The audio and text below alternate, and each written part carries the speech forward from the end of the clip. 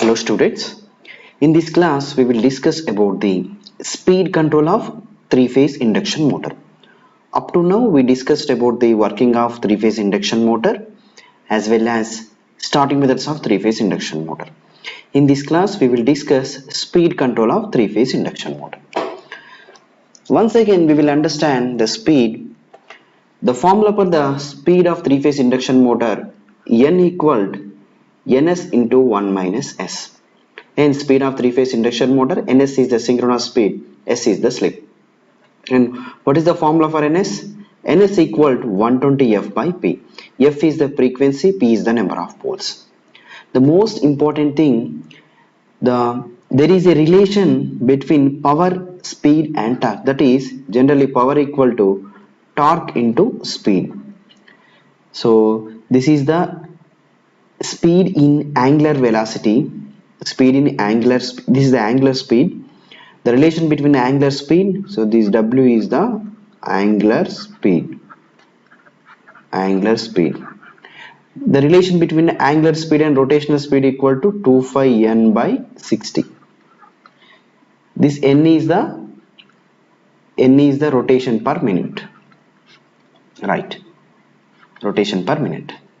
So in order to control the speed, the controlling of the torque is also very important point. That is the equation of the torque here 3 by 2 pi ns s e2 square r2 by r2 square plus s x2 square when motor in running condition. But when motor is at standstill means, what is the meaning of standstill? The speed of the induction motor is 0. Then that condition slip value equal to 1. Just replace slip 1 value in this equation, then the equation will become 3 by 2 pi ns. In place of slip s there is a 1, e2 square r2 by r2 square plus x2 square. So these are when we are analyzing the speed control of induction motor, you have to remain these 4 formulas, that is speed and formula of synchronous speed and torque at the standstill. All these formulas are important. Now the speed control of the induction motor is two ways. One is stator side and rotor side, and induction motor have two parts, one is stator and another one is the rotor. So we can control by the two sides. Now step by step we will discuss different methods in stator side and rotor side. The first in stator side control. Here first method of stator side control is frequency control method. Frequency control method or voltage over frequency control method. So here generally already we know the speed equal to n equal ns into 1 minus s. We know that. Here what is ns? ns equal to 120 f by p. Look at here. By controlling the frequency, the ns will be varied. Here, look at here. When the ns is varied, automatically speed is varied.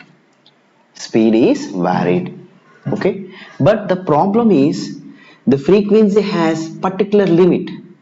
Frequency is designed for almost constant. If we vary the frequency, what happen? We will discuss here. If we vary the frequency, so the relation between, so for that purpose we will discuss here. For that purpose, generally the EMF induced in the rotor, take it as the EMF induced in the rotor E2 equal to generally 4.44 flux into frequency, not induced in the rotor. Look at the stator side, E1 equal 4.44 into flux into frequency into number of turns. So just write the equation for the equal to, we can write you can take it as V, and the frequency is like this. What happened? When the frequency is, for example, changes, the flux will be changes. The frequency increases, flux value is decreases. And if the frequency decreases, flux value is increases. Then what happen? When the flux value is increases, core has particular limit to maintain the frequency. If the flux is violated that limit, the core become into the saturation. Core become saturation. Then there is no increment in the core or decrement in the core. Core is not working, but core has to work for that. So in order to maintain that, look at here, by varying the frequency we can vary the flux. So for example, look at here, if varying the frequency by varying the voltage, then automatically the flux is become constant. The same variation of voltage and same variation of frequency will become the flux is constant. So there is no change in flux. There is no saturation. There is no saturation. This is the very important method. That's why it is called voltage for frequency control or frequency control. Frequency control. Understand? So by changing the frequency and for frequency variation to maintain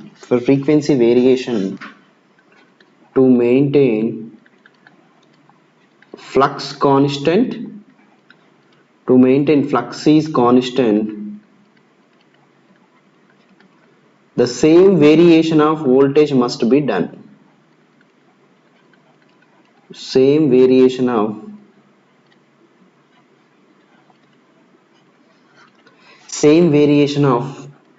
supply is required. Supply is required. That's why this method is called as voltage for frequency control. Voltage for frequency control method. Voltage for frequency control method. This method is called as voltage for frequency control method. I think all of you understand. Simple thing. By controlling the frequency, the synchronous speed will be varied. By varying the synchronous speed, the speed of the rotor will be varied. But by varying the frequency, this is the formula, by varying the frequency, the flux will be varied. Whenever a flux is more, the core becomes saturation. This is the disadvantage. In order to avoid this, the same variation of the voltage is varied. That's why this method is called voltage for frequency control method. Okay. Next method is controlling the supply voltage. Generally, so in order to understand this, first we will discuss some points about this. The first point is torque. What is the torque? Torque is Ks V square by R2 square plus Sx2 square. R2 square plus Sx2 square. Here, but generally in this, when we are discussing the induction motor, slip is less. Generally slip value is less. That's why this Sx2 square is very less compared with the R2 square. So then the torque equation become like this. So directly I can write torque is proportional to slip and voltage square by R2 square. Voltage square by R2 square. Okay. Right. So first take it as equal. But K is the constant. The variable terms are these. From this, I can directly write the torque equal to torque is depends on the slip as well as voltage square. Simply.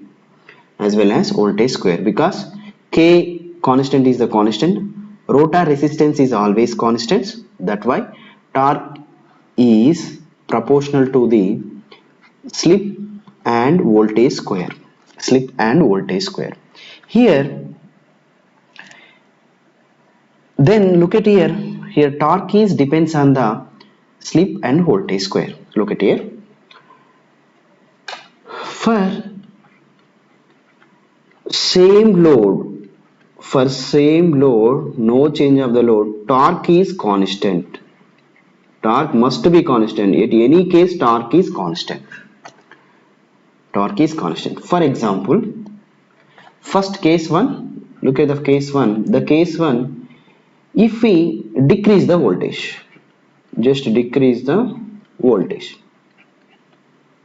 Decrease voltage, what happen? If we decrease the voltage, what happen?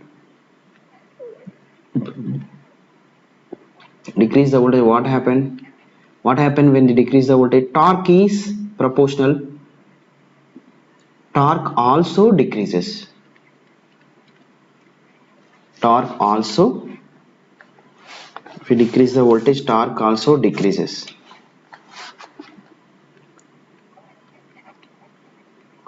But is it possible? No, torque must be maintained constant.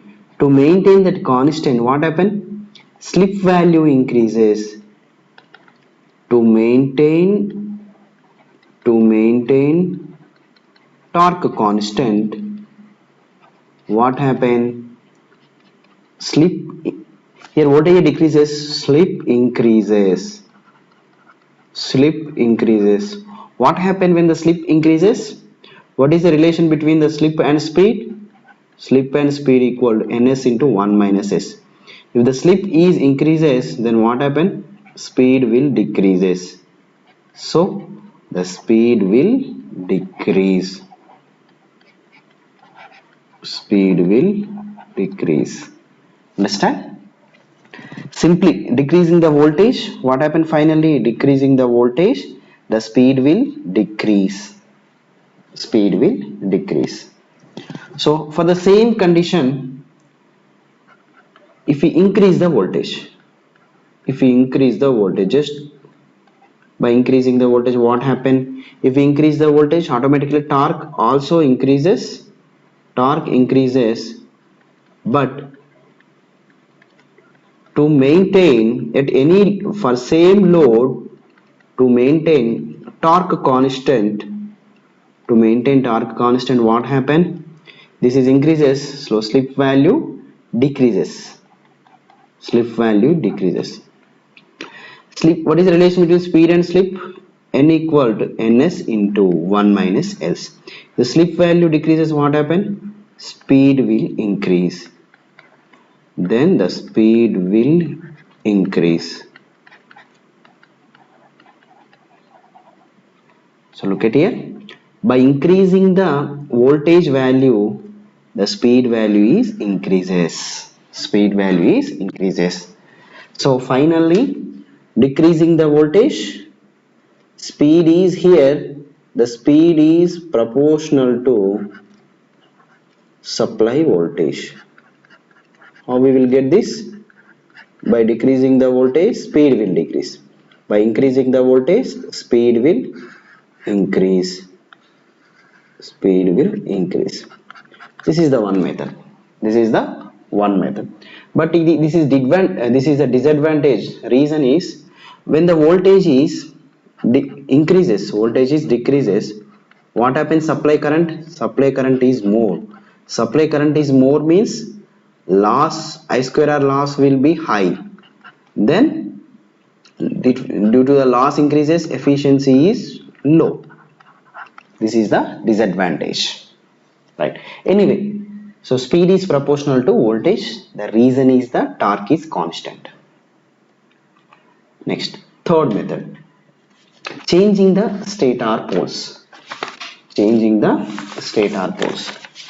So if you observe here again, the relation between the poles and speed, just look at here.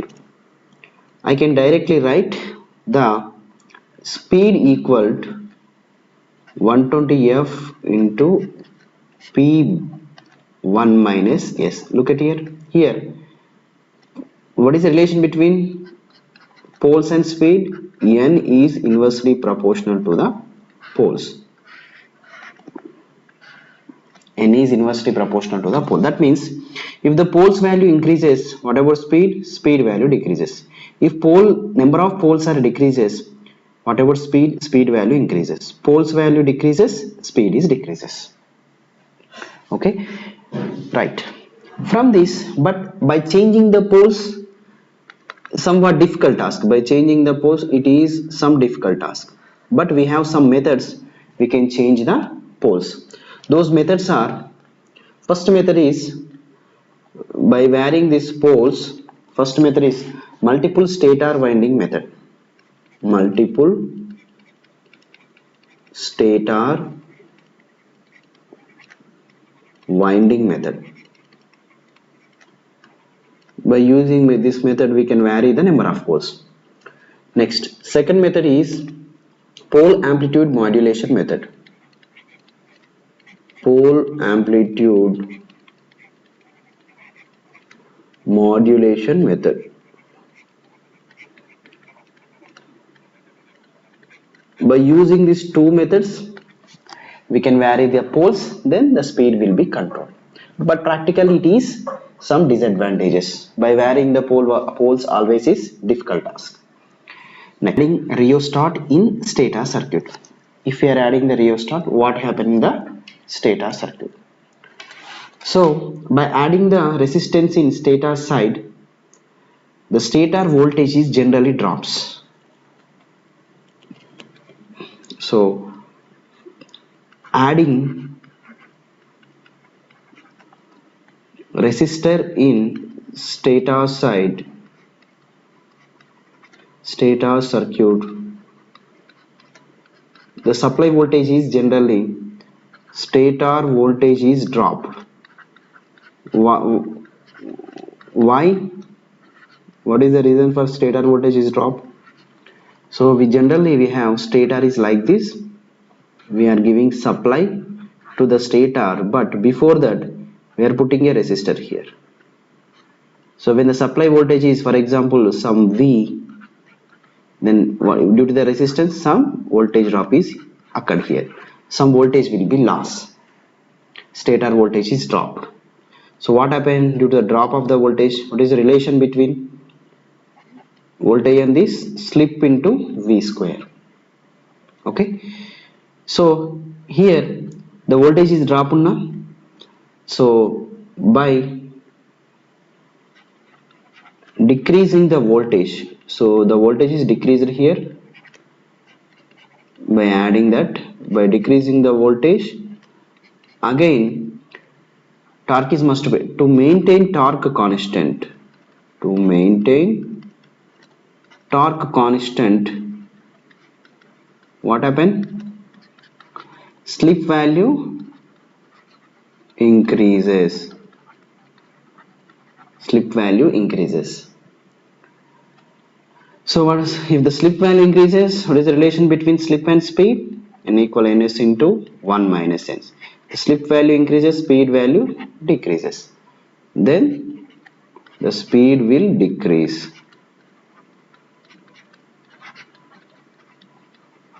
Speed will decrease. This is the one of the method. So what happened?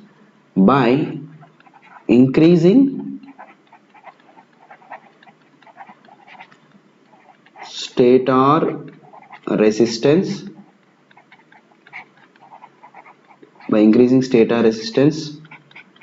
speed will decrease. Speed will decrease. So this is also one of the method to control the speed from the stator side. Next, we will look into the rotor side parameters. Now we will understand rotor side controlling. The first is adding external resistance in rotor circuit. Understand? So we have stator and rotor. Up to now we discussed stator side. Now we will entering into the rotor side. The first is adding external resistance to the rotor circuit. What happened? We will discuss it. Generally, again, in order to control this, understand this, we will look into the torque. We will look into the torque. What is the torque? Generally, what is the formula for torque? Torque equal Ks V square by R2. But we are controlling only rotor side. That's why K is constant. Supply voltage is constant. From this, I will consider torque equal to S by R2. S by R2. Yes. So here adding external resistance in rotor circuit. So rotor circuit means this value increases. That means if R2 R2 if R external resistance, if adding R external to R2, that means this value increases, what happen? Torque decreases. But to maintain torque constant, to maintain torque is constant,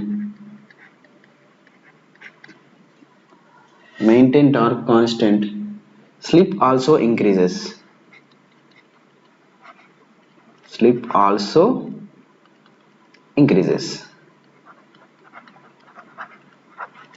Slip increases means what happen? N equal ns into 1 minus n. If slip increases, what happen? Speed value decreases. Then the speed is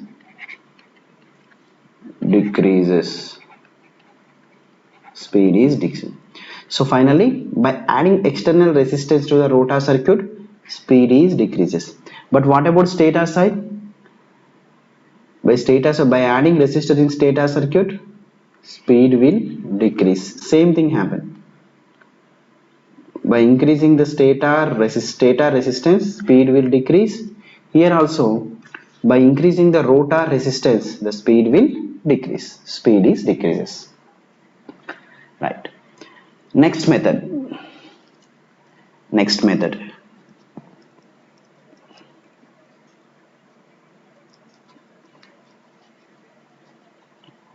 So cascaded control method. The next method is cascaded control method. This is a different method from all above methods. The reason is, in this we are using the two induction motors to control the speed. So the first main induction motor is connected to the shaft 1 auxiliary motor. So this is an auxiliary motor. This is a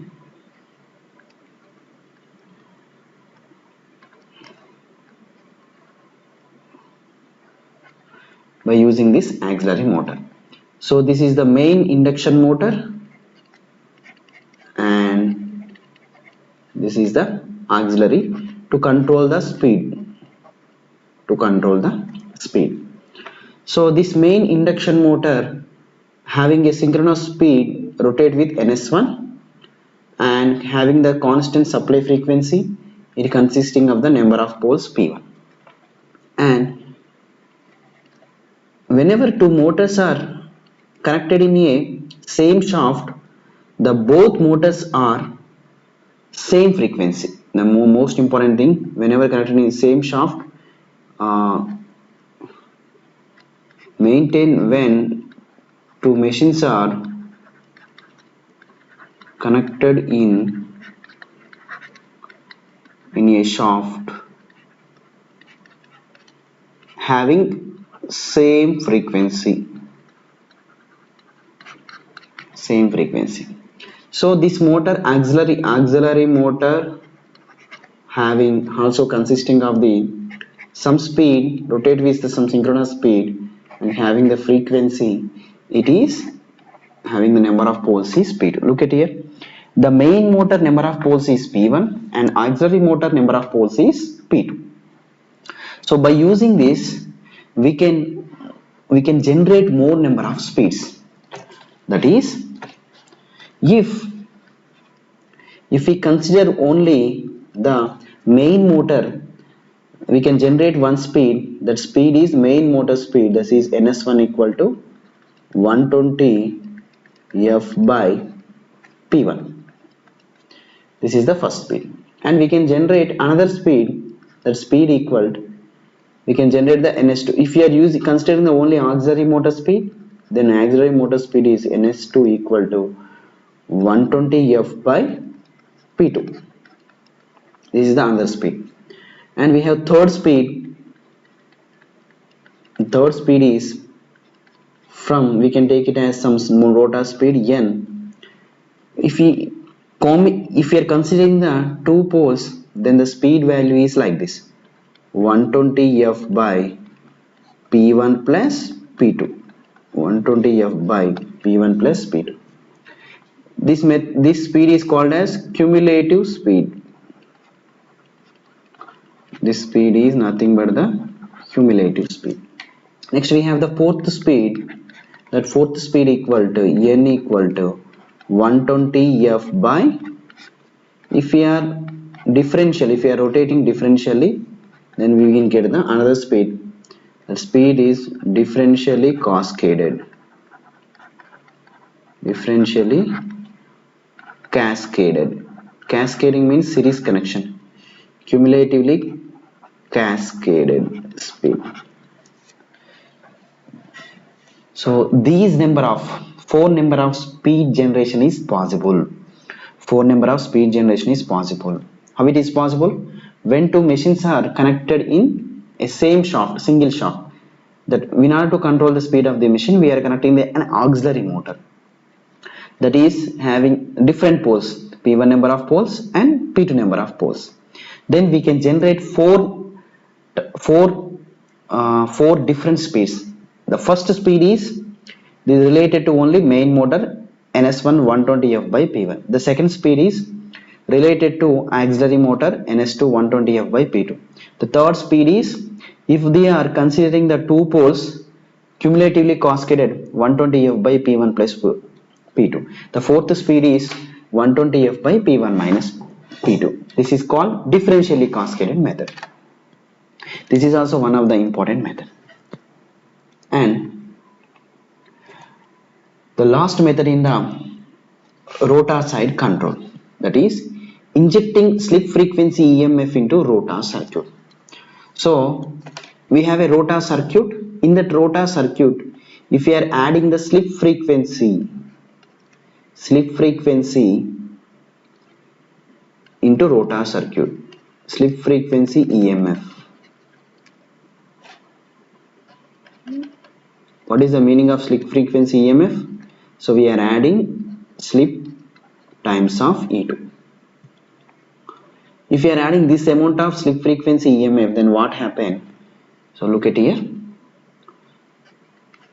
In the rotor, if you are adding the rotor generates E2, if you are adding the slip frequency EMF, then what happen means